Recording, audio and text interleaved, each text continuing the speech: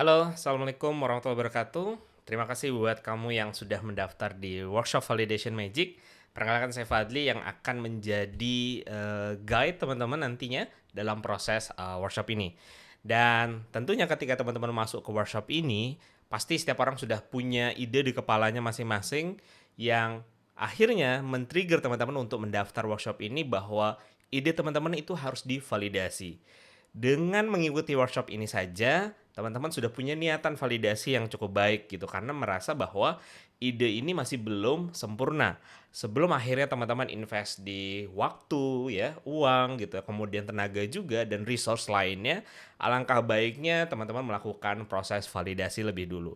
Kita akan pelajari kesemuanya proses dan dalam workshop secara online ini teman-teman juga akan seperti yang teman-teman lihat di dashboard yang sekarang teman-teman saksikan videonya, banyak aktivitas yang nanti bisa teman-teman lakukan gitu ya. Nanti kita akan dive in lebih lanjut di sini. Jadi sekali lagi selamat datang buat teman-teman yang sudah mau meluangkan waktunya di sini dan semoga pelajaran kita hari ini akan sangat menyenangkan dan tidak hanya itu, bahwa teman-teman juga goalnya bahwa produknya nanti akan bisa tervalidasi dengan baik. Apapun hasilnya, baik itu tervalidasi bahwa orang menyukai produk teman-teman sehingga teman-teman bisa langsung masuk ke proses product development, ataupun fakta yang menurut saya malah bagus kalau teman-teman tahu di awal bahwa produk teman-teman tidak disukai oleh calon customer sehingga teman-teman tidak akan habis waktu untuk mendevelop sesuatu yang memang tidak akan pernah mau orang gunakan gitu ya. Jadi itu fungsinya validasi. Apapun hasilnya itu adalah tetap yang terbaik buat teman-teman gitu ya. Nah, sebelum kita masuk ke materi, kita perlu perkenalan dulu nih supaya nanti proses kita guidance-nya ini akan jadi lebih seamless gitu ya karena kita saling tahu satu sama lain gitu. Nah, panggil saja saya Fadli gitu ya dan sebelum membangun sekolah startup ini, saya juga sudah membuat sebuah startup bernama Pasienia yang pada waktu itu sempat diakui secara global juga gitu. Waktu itu pernah menang kompetisi oleh Google, juara satu dunia menyingkirkan 400 startup dari berbagai negara. Tetapi pada akhirnya walaupun menang kompetisi seperti itu, pada akhirnya tidak valid juga gitu.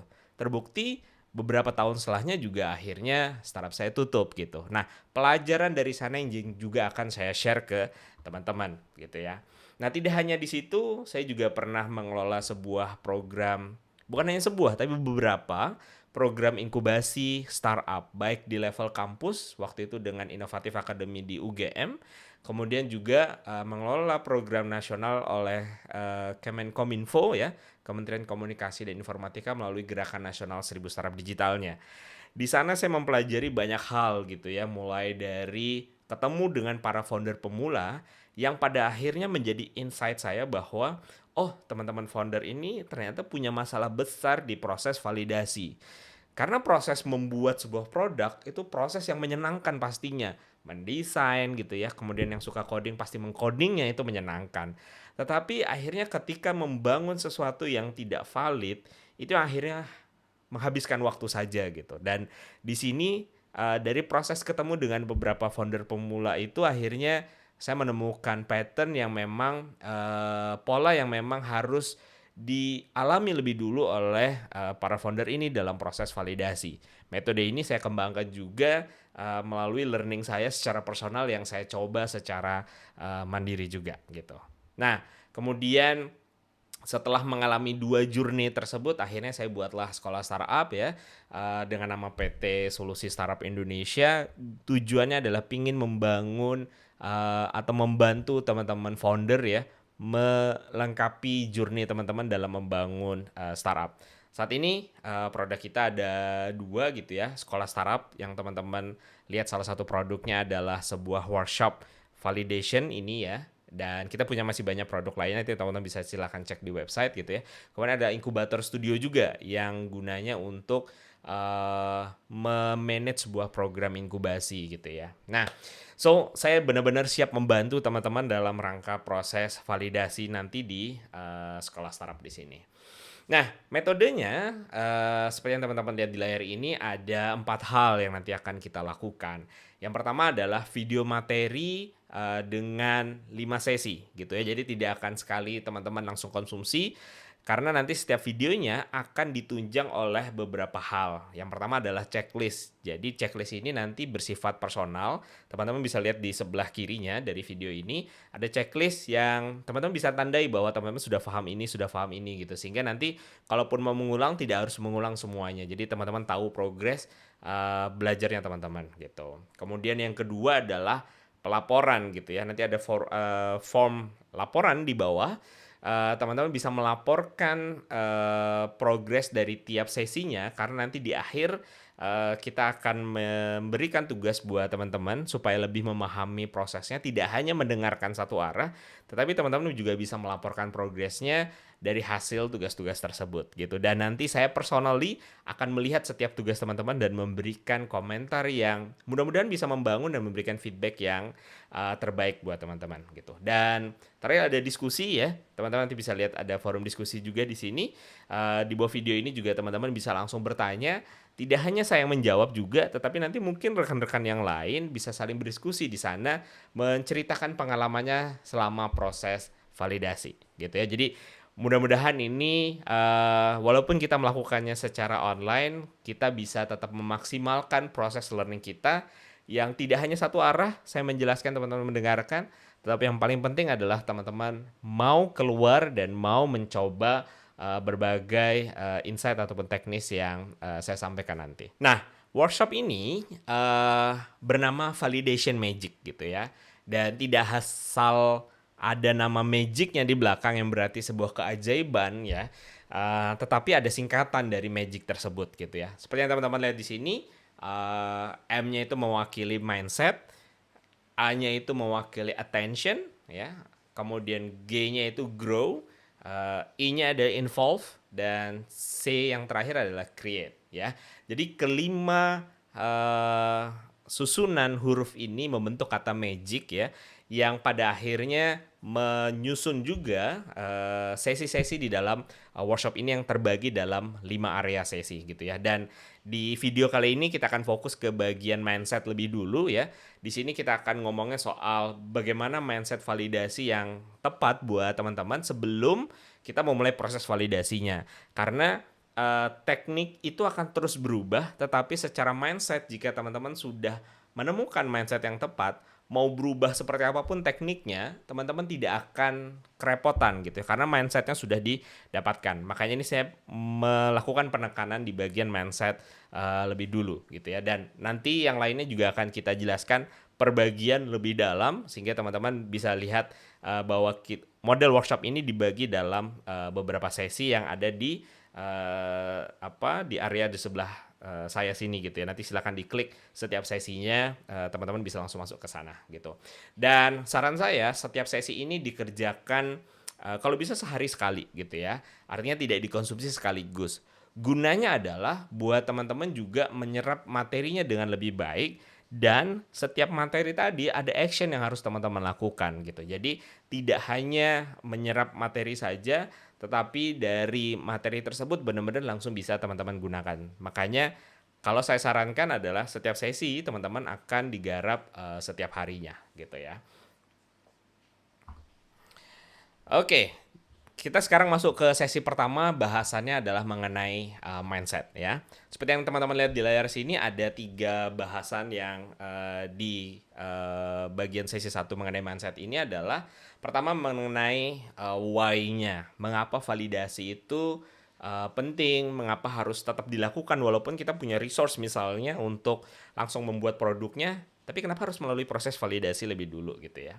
Kemudian yang kedua, nanti kita akan bahas juga mengenai studi kasus ya, beberapa startup yang bisa saya ambilkan contoh bagaimana mereka melakukan proses validasi yang mudah-mudahan bisa menjadi inspirasi nih juga buat teman-teman ketika nantinya pengen melakukan proses validasi gitu.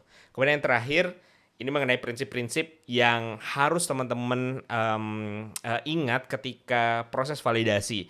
Apapun nanti teknik yang akan kita gunakan dalam proses validasi, kelima hal ini harus benar-benar tertanam nih dalam benaknya teman-teman ketika melakukan proses validasi gitu ya. So, sudah excited untuk mengikuti workshop ini? saya rasa teman-teman juga excited nih seperti saya gitu ya. So, kita langsung masuk ke materinya. Yang pertama adalah mengenai mengapa validasi itu harus tetap dilakukan walaupun kita punya resource nih untuk langsung ngebuat produknya. Oke? Nah, sebelum kita dive in mengenai alasannya atau why-nya, kita harus tahu dulu apa sih validasi itu gitu ya. Seperti yang teman-teman lihat di sini juga, ini definisinya ya. Validasi itu adalah sebuah aksi untuk melakukan pengecekan, ya, checking atau proving, membuktikan ya validitas sesuatu, akurasi dari sesuatu gitu. Nah, di sini ada dua hal yang saya tekankan ya, checking dan proving gitu ya.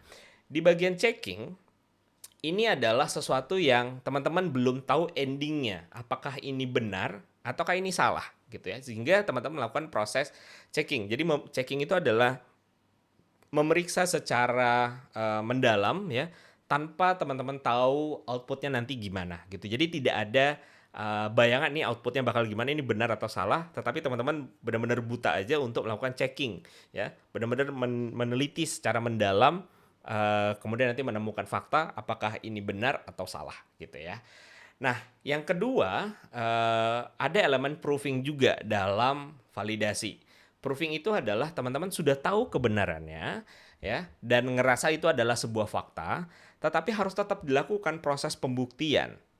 Proses pembuktian ini bermakna bahwa bukti tadi itu harus tampak di depan matanya teman-teman gitu. Harus benar-benar lihat datanya, harus benar-benar merasakan experience dari proses pencarian bukti tadi gitu. Jadi tidak hanya menelan mentah-mentah gitu ya. Nah, biasanya orang itu hanya berhenti di proses checking saja gitu ya. Kadang ketika merasa sebuah fakta itu apa ya, terlihat benar-benar fakta gitu, sehingga tidak ada apa ya, kemauan untuk membuktikan bahwa apakah fakta itu masih beneran fakta gitu ya. Dan itu contohnya bisa teman-teman lihat di sini. Uh, kita sepakat bahwa rendang itu pasti sesuatu yang lunak, benar nggak ya? Sesuatu yang lunak, kemudian pasti nggak kepikiran yang lain lah secara tekstur gitu ya. Rendang itu pasti lunak gitu. Pertanyaannya, ini fakta atau asumsi gitu ya? Ketika saya menanyakan ini, pasti banyak yang menjawab bahwa rendang lunak itu adalah sebuah fakta. Kayaknya nggak akan ada perdebatan lagi deh bahwa rendang itu tidak lunak gitu. Kalau nggak lunak itu bukan rendang gitu ya. Nah, tetapi jebakan itu, pemahaman seperti itu bisa jadi nanti menjebak kita dalam proses validasi. Ketika kita menganggap apapun yang kita anggap fakta itu beneran fakta gitu ya. Sebaiknya kalau kita melihat spesifik rendang tadi gitu ya, ada juri Master Chef di UK waktu itu mengadakan salah satu pesertanya dari Malaysia waktu itu membawakan rendang, tapi dia berkomentar bahwa kok ini rendangnya tidak crispy ya. Nah, artinya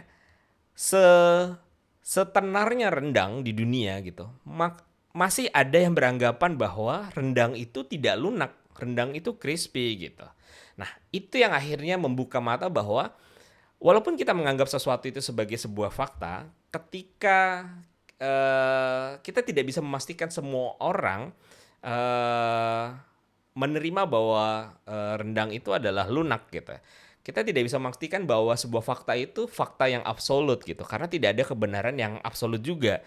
Barangkali benarnya itu adalah menurut versi kita hari ini, versi pengetahuan kita hari ini gitu, atau versi dari informasi dari orang yang sekitar kita yang berada dekat kita saja. Kalau kita berada di tempat atau wilayah yang lain, mungkin fakta itu jadi akan sangat berbeda.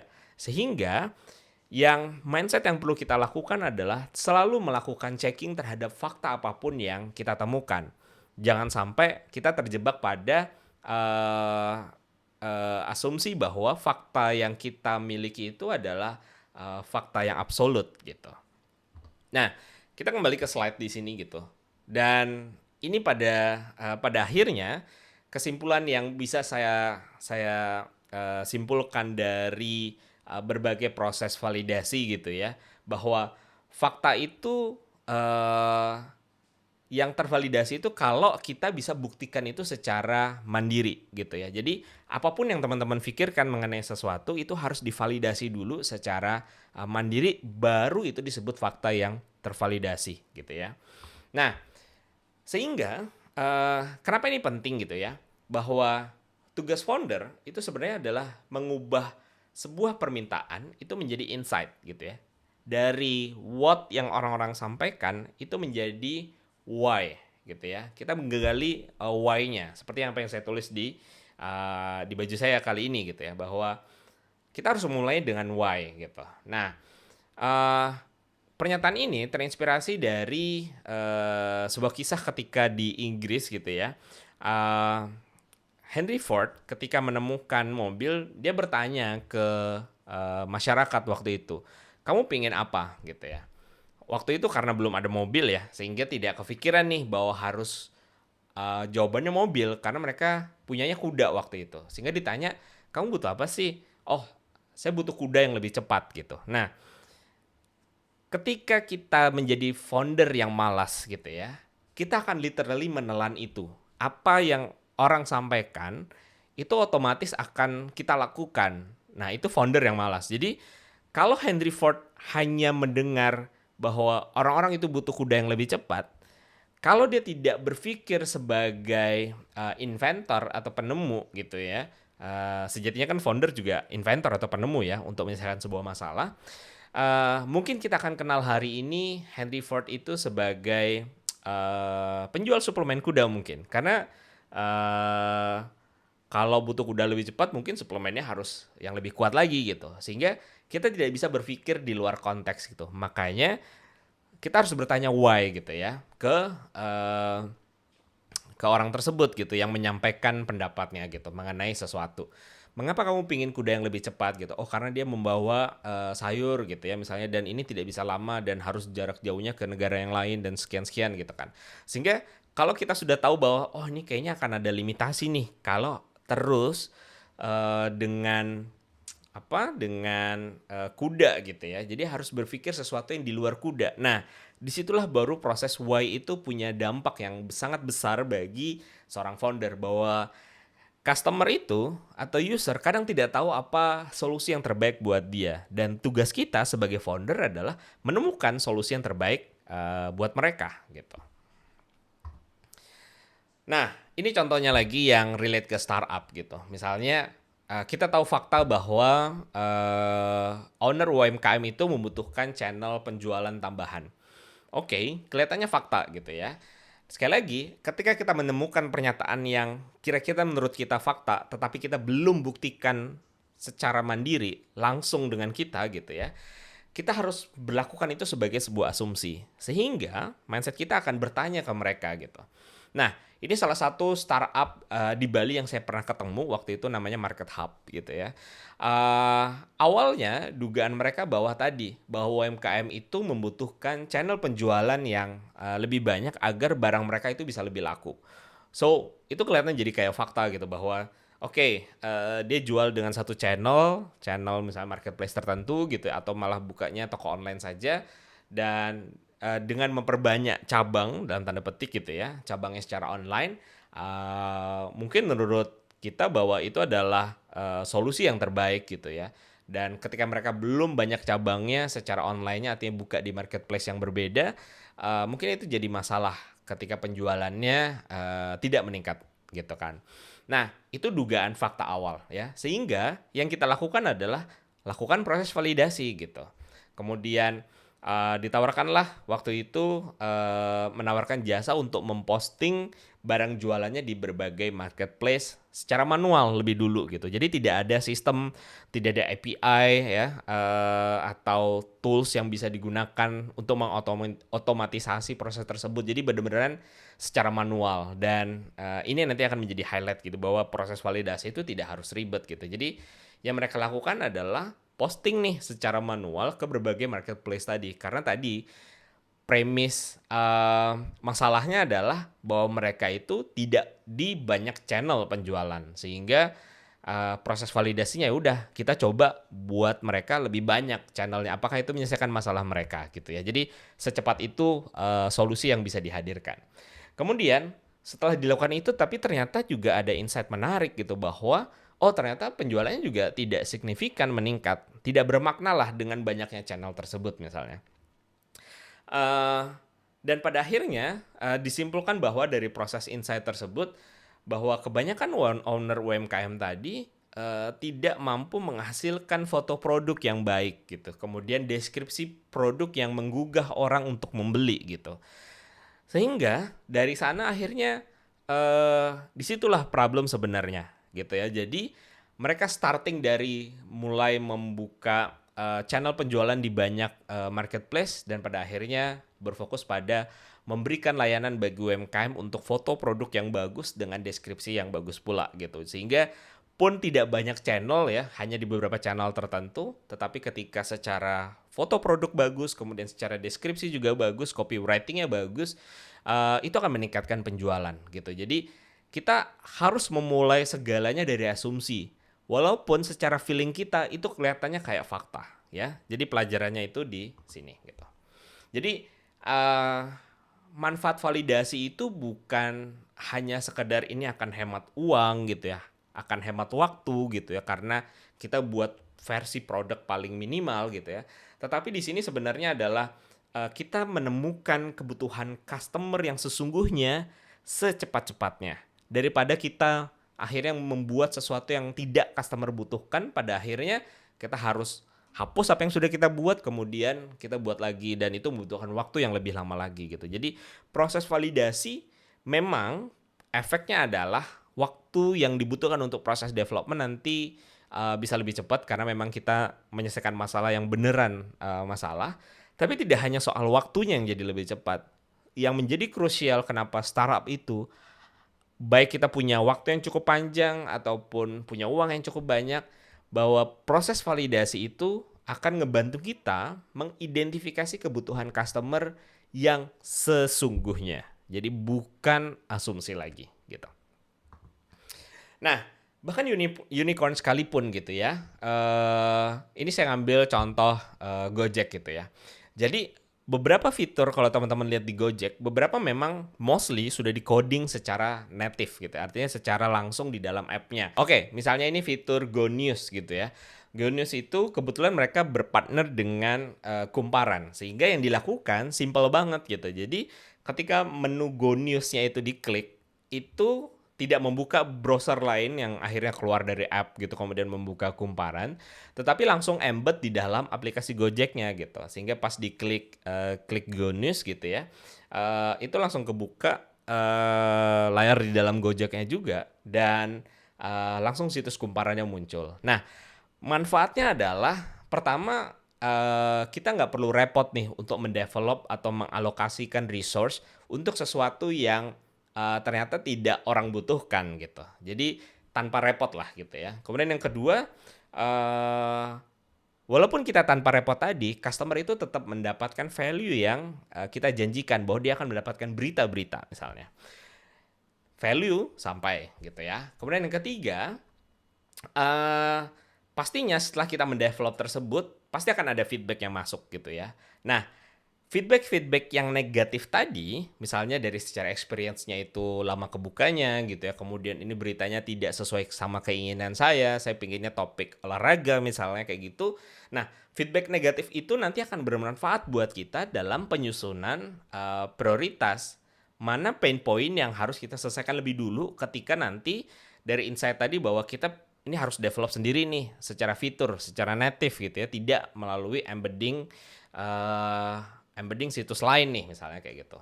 Dan goal utamanya adalah learning sebenarnya. Jadi kita pengen learning sebanyak-banyaknya dari proses kita yang mudah tadi, tidak harus mendevelop sesuatu lebih dulu gitu ya. Kita bisa tinggal integrasi embed saja situsnya.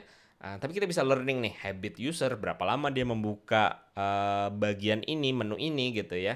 Dan kira-kira sebelum membuka menu ini dia membuka menu apa gitu ya. Setelah ini dia melakukan apa, berapa detik dan sebagainya gitu ya. Nah, learning itu yang menjadi manfaat kita dalam proses validasi gitu. Dan yang perlu diingat bahwa tiga hal ini bukanlah proses validasi. Ini yang sering dialami oleh teman-teman ya. Kesalahan utama founder pemula biasanya. Yang pertama adalah menang lomba gitu ya. Dan saya secara personal sering mengalami hal ini juga gitu karena sering ikut lomba dulu ketika di startup yang sebelumnya gitu. Ikut lomba, menang ini, menang itu, diliput media dan lain sebagainya. Itu kelihatan sudah sukses padahal juri itu bukanlah customer saya gitu. Juri dari orang IT misalnya atau dari orang bisnis. Padahal waktu itu customer saya adalah si pasien gitu. Orang yang sedang sakit gitu kan. Sehingga pendapat juri sebagus apapun itu menjadi tidak relevan gitu karena memang bukanlah customer gitu, dia bukanlah customer kita gitu, sehingga menang lomba itu bukan bagian dari proses validasi bahwa menang lomba otomatis menjadi idenya valid. Itu yang perlu kita hati-hati, jadi nanti jangan terjebak di paradigma seperti itu. Kemudian yang berikutnya adalah soal mendapat investasi ya. Ada juga yang beranggapan bahwa oke, ini ketika mendapatkan investor berarti ide kita ini cukup valid nih karena investor aja suka. Lagi-lagi investor bukanlah customer kita gitu ya. Sehingga pun kita mendapat investasi banyak sekali juga yang akhirnya collapse karena investasi tersebut gitu. Sehingga ini jangan menjadikan indikator bahwa produk kita sudah valid gitu. Kemudian yang ketiga adalah ini yang sering dilakukan. Saya sering bertanya ke founder-founder pemula gitu. Ide kamu ini sudah valid? Sudah kok, kita sudah kirim survei, kita sudah kirim Google Form nih ke orang-orang dan mereka menyatakan bahwa mereka suka sekali dengan produk kita gitu ya. Padahal produknya belum dibuat gitu. Kemudian pertanyaan dia juga pertanyaan tertutup gitu ya, misalnya, apakah kamu suka dengan app ini gitu? Kalau app ini kita buat gitu ya. Jawabannya suka dan tidak gitu ya. Ya, kita tahu bahwa orang Indonesia itu sangat baik gitu kan. Pasti mostly akan menjawab suka gitu karena ngerasa nggak enak apalagi kalau temen gitu kan. Jadi mengirimkan survei itu juga bukan proses yang disebut valid.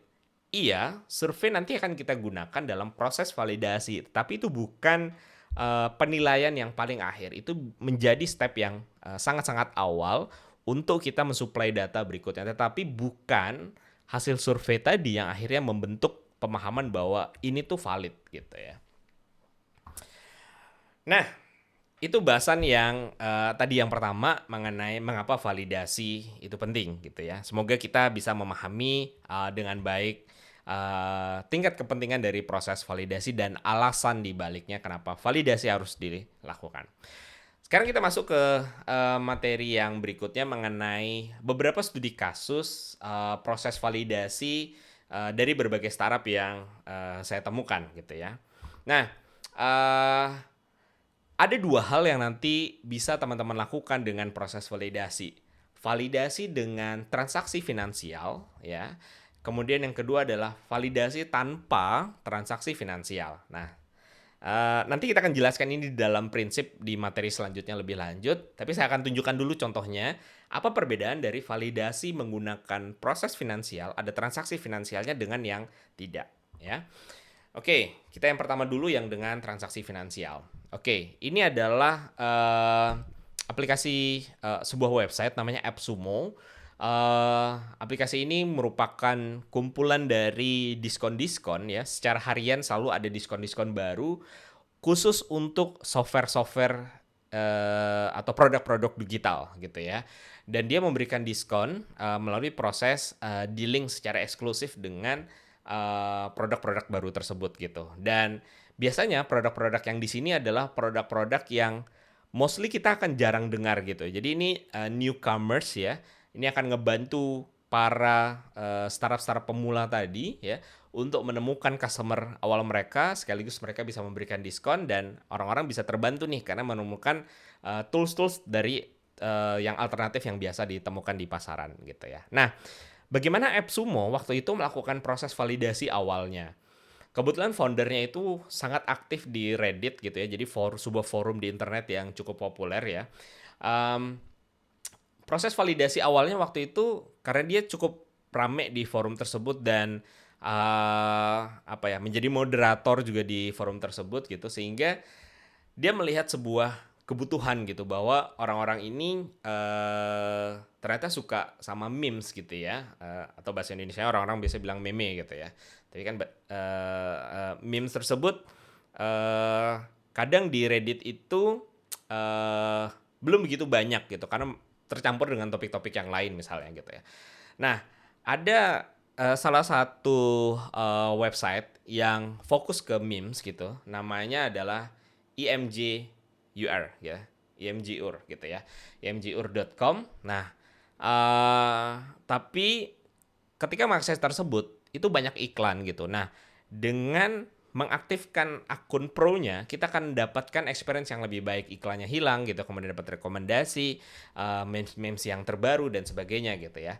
Sehingga mereka mengontak IMGUR ya, untuk mendapatkan deal lah gitu ya. Nah, awalnya harganya untuk per tahun itu adalah $24 untuk akun pro-nya gitu ya. Tapi dia mengirimkan email gitu ya ke foundernya secara langsung gitu ya, bener-bener cold email banget, langsung email ke foundernya. Saya punya audiens nih di Reddit gitu yang kayaknya cocok dengan audiens dari MGUR juga nih gitu. Eh, Gimana kalau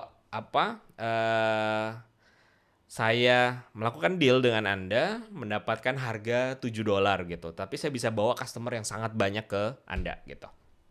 Oke, akhirnya deal gitu. Eh si MGR bersedia untuk mendapatkan customer tambahan cukup dengan membayar $7. Kemudian si AppSumo ini menjualnya, si foundernya ini sebelum adanya AppSumo gitu ya, dia menjualnya dengan harga $14. Jadi untungnya 2 kali lipat gitu ya, $14 ke forum Reddit tadi gitu. Kemudian dia lakukan secara manual melalui email ketika dilakukan pembelian gitu ya.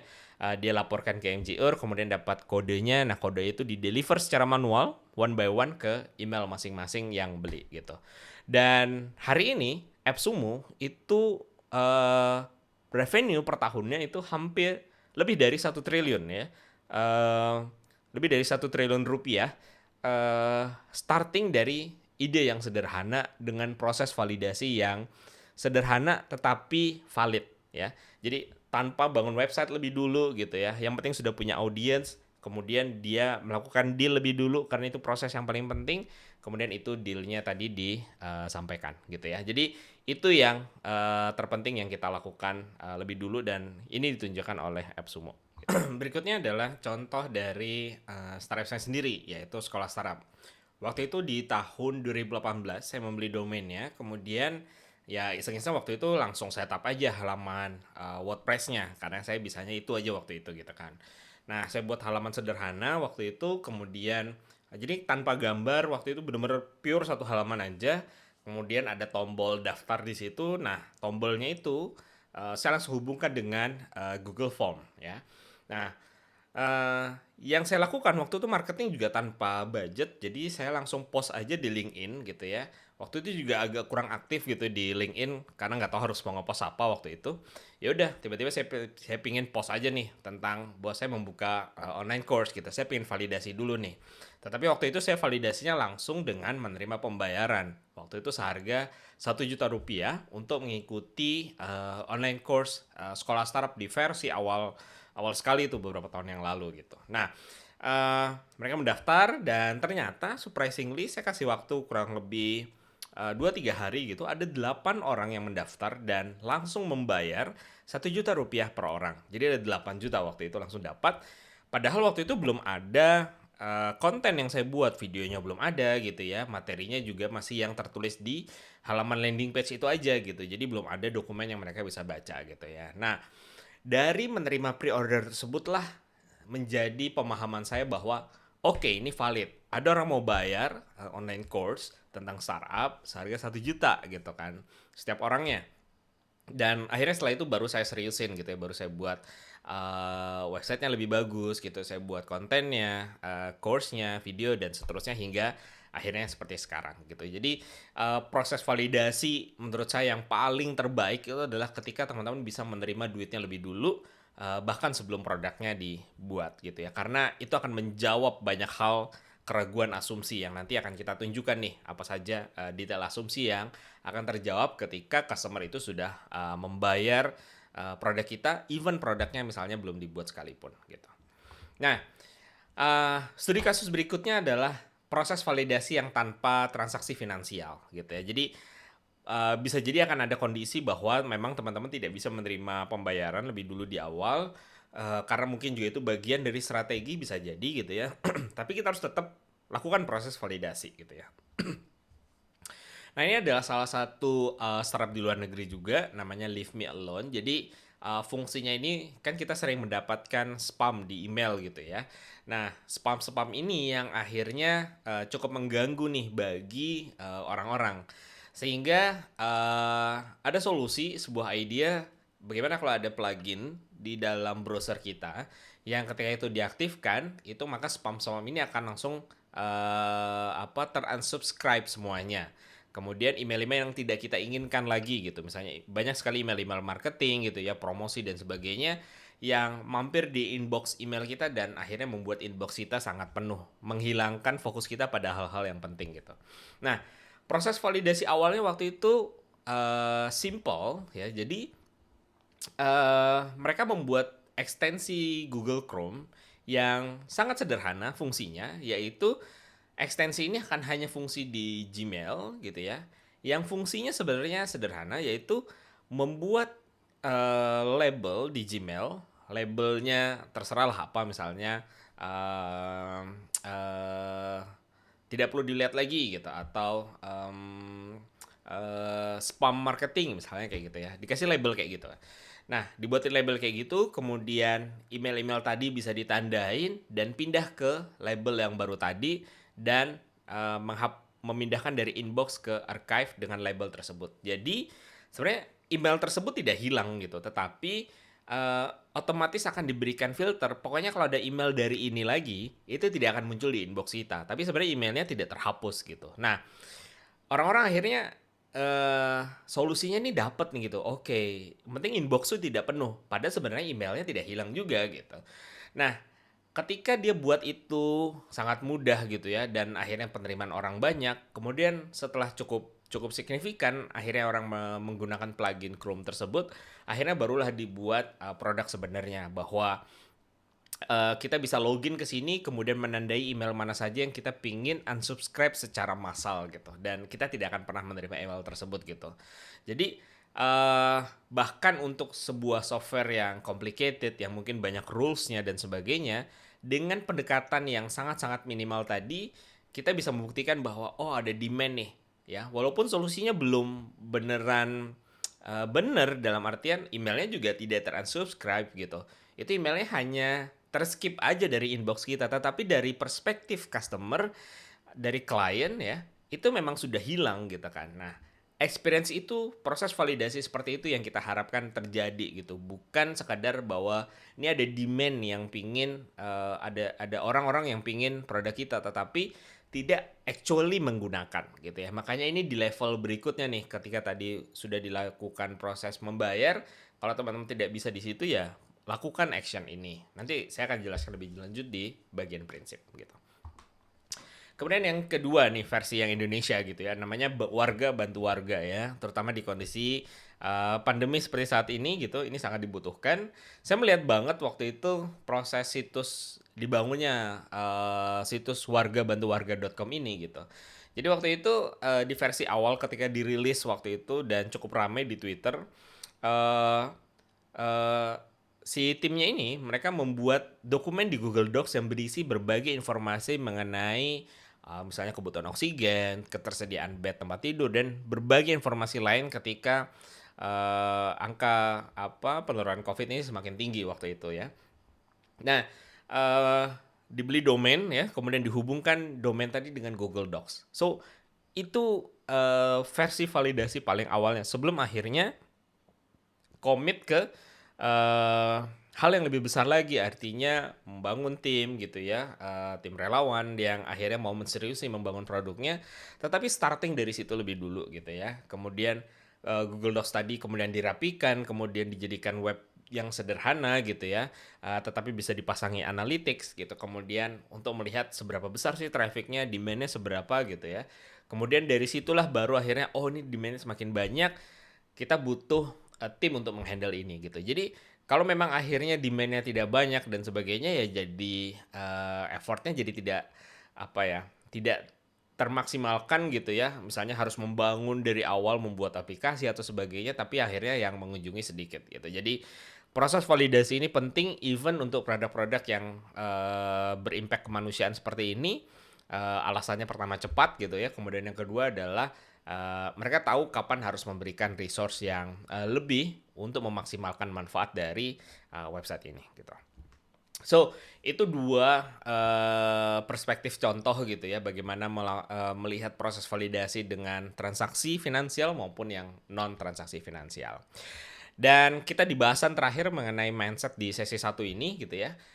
Mengenai prinsip-prinsip. Dan prinsip-prinsip ini yang nanti akan menjadi guidance teman-teman ya ketika nantinya proses membangun proses validasi apapun tekniknya. Sekali lagi apapun tekniknya, kalau prinsip-prinsip ini bisa difahami dan menjadi bagian mindset teman-teman dalam proses validasi, akan lebih mudah sesering berganti apapun teknik yang akan berkembang seiring perkembangan zaman pastinya gitu ya. Oke, kita kembali ke slide-nya dan lihat beberapa prinsipnya. Nah, ada 5 prinsip yang saya tekankan dalam proses validasi gitu ya. Kelima hal ini nanti akan kita jabarkan satu persatu. Pertama mengenai prioritaskan dari akhir gitu. Jadi kalau kita lihat ini segitiga terbalik, yang ini merupakan funnel biasanya yang melihat jumlah user juga yang terbanyak gitu ya. Jadi biasanya kalau waiting list gitu ya, karena mudah orang tinggal masukkan email saja, pasti jumlahnya akan lebih banyak gitu ya. Kemudian akhirnya yang mau melakukan aktivitasnya itu jumlah lebih sedikit, yang beneran mau bayar itu juga jauh lebih sedikit lagi gitu. Nah, tetapi dalam proses validasi prinsipnya adalah kita harus start dari proses paling akhir lebih dulu gitu, yang endingnya lebih dulu gitu. Jadi mulai dari proses payment ya, karena ketika itu dilakukan kita akan memvalidasi sekaligus mengenai masalahnya pastinya, solusi yang kita hadirkan dan juga customernya. Customer disebut customer kalau mereka mau membayar. Jadi kalau kita tidak memvalidasi proses membayarnya, berarti kita belum menyentuh sampai titik bahwa dia mau menjadi customer gitu. Bentuk validasinya adalah dengan pembelian produk gitu, kalau produknya memang sudah ada, ataupun melakukan pre-order gitu ya, bahkan sebelum produknya ada sekalipun gitu. Kemudian yang kedua, kalau payment entah karena alasan apapun tidak bisa dilakukan, teman-teman harus mundurnya satu, yaitu di activity gitu ya. Activity ini adalah aktivitas kunci yang menjadi janji dari solusi yang teman-teman hadirkan gitu. Dan tujuan dari validasi ini adalah untuk menguji masalah dan solusi yang teman-teman ajukan gitu. Bentuk validasinya adalah sesuai namanya, bentuk aktivitas gitu. Jadi user itu bisa mencoba solusinya dalam skala minimal. Tadi yang misalnya saya contoh sudah sebutkan tadi gitu. Jadi aktivitasnya yang penting terjadi lebih dulu dalam perspektif si customer gitu.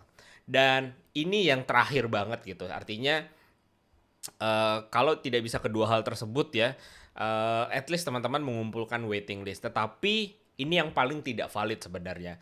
Ketika hanya mengumpulkan waiting list itu belum bermakna signifikan terhadap proses validasi kita. Jadi waiting list nanti harus tetap kita aktivasi melalui proses mereka melakukan apapun yang kita pingin validasikan melalui aktivitas tadi gitu. Jadi misalnya menggunakan produknya atau bahkan membayar sekalipun. Jadi kalaupun tidak, kita at least punya kontaknya gitu untuk kita nanti hubungi belakangan gitu ya. Jadi dan biasanya tujuannya itu hanya memvalidasi apakah kamu punya masalah ini sehingga dia interest memasukkan email atau kontaknya untuk kita hubungi nanti gitu. Jadi bentuk validasinya adalah lead capture gitu ya. Jadi menangkap leads atau email atau data dari orang-orang yang tertarik gitu.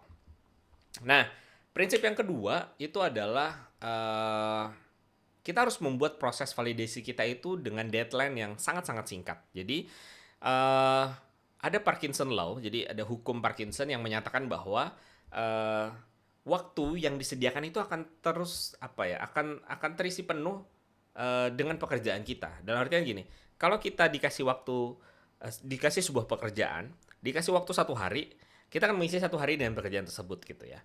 Kalau kita pekerjaan yang sama, bebannya sama dan sebagainya dikasih waktu 1 bulan, ya kita akan mengerjakannya dalam 1 bulan tersebut. Dalam artian biasanya akan dilakukan misalnya di akhir-akhir misalnya gitu ya. Jadi mau diberikan berapapun waktunya, kita akan mengisi waktu tersebut dengan pekerjaan tersebut gitu ya.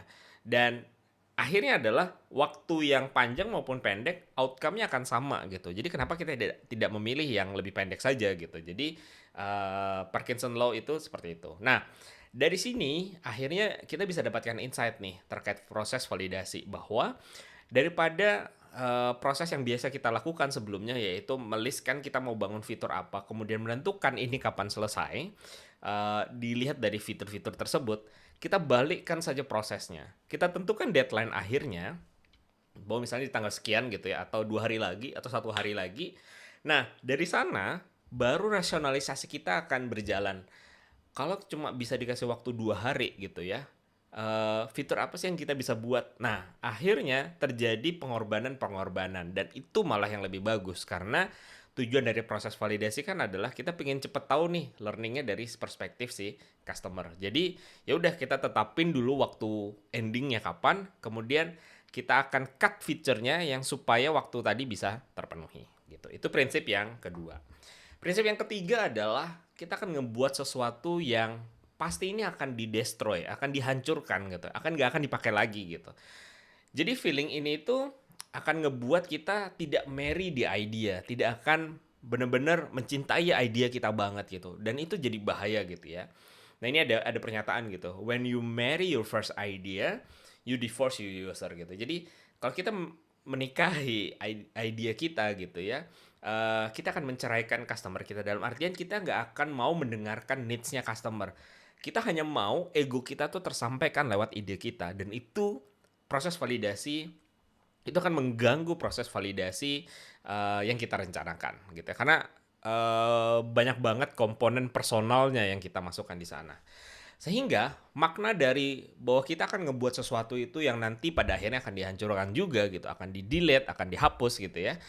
Ada 4 poin ini. Yang pertama bahwa kita tidak perlu membuat hal-hal yang tidak esensial gitu, atau mempercantik sesuatu, membuat sistem login yang rumit dan sebagainya gitu ya. Jadi kita akan menghilangkan hal-hal yang tidak esensial. Ini efeknya nanti akan ke waktu pastinya. Kemudian yang kedua adalah kita akan berfokus pada fitur-fitur yang punya dampak langsung terhadap masalah yang dialami oleh customer. Jadi tidak akan muter-muter gitu secara kebermanfaatan fitur gitu ya. Kemudian yang ketiga adalah implikasi dari poin 2 tadi adalah kita akan membuat fitur yang sangat sedikit. Kalau bisa satu aja dulu gitu ya. Buat satu fitur kemudian testing. Buat satu fitur kemudian testing. Gunanya bukan hanya menyingkat waktu, tetapi kita menjaga variabelnya gitu ya. Jadi kalau dalam eksperimen, biasanya untuk mengetahui apakah variabel ini signifikan terhadap outcome, kita akan melakukan perubahan variabelnya itu adalah satu variabel di satu waktu. Jadi jangan sampai ada 2 variabel yang diubah di waktu yang bersamaan. Karena nanti kita tidak akan tahu mana yang punya dampak terhadap outcome-nya gitu. Jadi buat saja satu fitur lebih dulu, langsung dirilis, dites gitu, divalidasi. Kalau itu punya efek, oh berarti memang karena itulah efeknya. Kalaupun tidak punya efek, berarti karena itulah juga tidak ada efeknya. Kemudian baru kita buat fitur yang lain, tambahkan lagi fitur yang lain dan seterusnya gitu. Jadi, dan yang terakhir adalah ini yang paling penting gitu ya, bahwa kalau pada akhirnya kita menyadari bahwa produk kita itu tidak ada yang mau pakai, tidak digunakan gitu ya, tidak disukai oleh customer, ya udah move on gitu. Jadi tidak perlu marry di idea, tidak perlu mencintai idea kita setengah mati sehingga akhirnya tidak mau dengar pendapat customer atau user yang kita serve gitu ya. Nah itu poinnya. Yang keempat, nah intinya adalah dalam proses validasi ya, berikutnya adalah masalah itu at least ya di proses validasi itu terlihat selesai walaupun belum benar-benar selesai. Jadi kayak fenomena gunung es gitu. Jadi terlihat selesai itu adalah cukup memastikan bahwa terjadi action dari sisi customer ke kita. Udah itu aja dulu. Fokuskan di situ dalam proses validasinya. Jadi kalau misalnya tadi proses pembayaran, yang penting customer bayar dulu ke kita. Produk di deliver itu nanti bisa menyusul gitu. Kemudian misalnya kalau tadi yang soal email tadi gitu ya, kita unsubscribe sebelum ngedevelop itu yang lebih sulit, ya udah yang penting dari sisi user kayak hilang aja dulu padahal nggak benar-benar hilang gitu kan. Jadi terlihat selesai masalahnya. Itu yang membuat proses validasi bisa menjadi lebih cepat dan simple dibuat gitu. Dan kalau beneran selesai dan itu nanti step yang lebih jauh dari proses validasi itu adalah selain langkah action dari si customer, itu juga melibatkan langkah kita dalam penyelesaian solusinya gitu. Jadi kita memberikan sesuatu feedback atau respon dari apa yang si customer kirimkan ke kita gitu. Jadi misalnya teman-teman mau buat platform untuk curhat gitu. Eh, yang disebut terlihat selesai itu adalah ketika teman-teman menyediakan formulir dan orang bisa mengisi formulir tersebut untuk curhat. That's it, itu sudah bisa disebut proses validasi gitu. Jadi yang penting ada action utama yang dilakukan oleh si customer lebih dulu. Nah, soal tanggapan kita terhadap curhat tersebut, itu nanti di-deliver secara produk, MVP nyebutnya, minimum viable product, bahwa oke, dia akan dapetin responnya gitu. Tetapi dalam proses validasi itu udah cukup bahwa orang ini punya intention untuk curhat. Dia mengisi formulir curhatnya yang cukup panjang. Itu yang disebut proses validasi gitu. Itu yang poin keempat. Dan poin yang terakhir adalah kita nggak akan pernah dapat insight kalau user itu tidak menggunakan dulu produknya. Jadi harus digunakan lebih dulu gitu ya. Dan ketika nanti sudah menggunakan, kita janganlah minta feedback karena biasanya feedback itu orang itu secara default akan mengkritisi gitu dan biasanya itu tidak banyak insight yang kita bisa ambil dari sana gitu. Sebaiknya yang kita lakukan adalah minta saran ke mereka karena kita tahu bahwa produk kita ini masih proses validasi, belum sempurna, sangat jauh dari sempurna, dan kita melibatkan customer itu sebagai expertnya gitu ya. Jadi customer ini adalah si expertnya yang kita berharap mereka memberikan saran apa untuk produk kita gitu. Jadi kita benar-benar mendengar customer ya. Jadi tidak hanya menganggap feedback itu sebagai pemanis gitu, tapi emang beneran menganggap eh, feedback dari saran dari customer itu yang akhirnya bisa menentukan arah produk kita gitu ya. Tetapi ingat prinsip yang di awal tadi, ketika menemukan saran dari user itu tidak kita telan mentah-mentah harus langsung dieksekusi. Kita bisa bertanya follow up misalnya dengan pertanyaan why gitu ya. Mengapa mereka menginginkan atau menyarankan hal tersebut. Reason itu yang paling penting, kemudian nanti kita akan decide solusi apa yang terbaik untuk reason tersebut gitu. Oke, nah ini di sesi pertama mengenai mindset gitu ya, dan di ending ini ada tugas yang bisa teman-teman lakukan lebih dulu supaya nanti pemahamannya bisa menunjang untuk materi sesi kedua berikutnya, yaitu kita akan ngecek dulu ketertarikan terhadap ide yang teman-teman punya saat ini gitu ya. Jadi seperti yang di sini, simple tugasnya, silakan posting di media sosial apapun yang menurut teman-teman customer-nya itu ada di sana gitu ya. Bisa melalui media sosial gitu ya atau bahkan grup-grup messaging gitu ya, misalnya WhatsApp group, Telegram yang memang teman-teman bagian dari sana dan menurut teman-teman customer-nya akan ada di tempat-tempat tersebut gitu. Kalau tidak ada, teman-teman boleh japri ke orang-orang yang menurut teman-teman memang ini cocok jadi customer kita nih gitu ya. Customer-nya teman-teman maksud saya. Nah, yang dikirim adalah teman-teman ceritakan idea apa yang akan dibuat gitu. Oke, saya mau buat online course untuk petani biar dia bisa belajar nih. Nah, kemudian teman-teman kirimkan tuh. Teman-teman akan lihat dulu responnya, seberapa banyak yang menanggapi. Kita tidak ngomongin kuantitatif di sini ya, tidak ngomongin spesifik angka nantinya, tapi teman-teman dapetin insight aja lebih dulu. Nanti kita akan bahas mengenai tugas cek ketertarikan ini di sesi kedua berikutnya. Jadi selamat mengerjakan tugas ini dan nanti tolong dilaporkan progresnya di formulir yang ada di sisi kanan bawah. Oke, kita jumpa di sesi berikutnya.